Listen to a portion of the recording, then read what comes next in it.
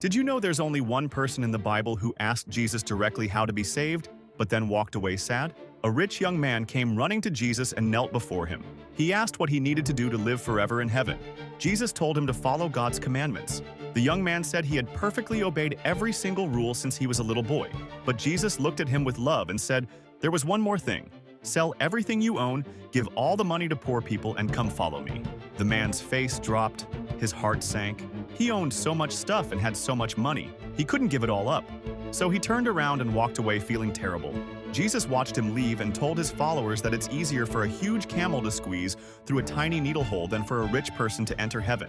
His disciples were shocked and asked who could possibly be saved then. This man chose his money over eternal life.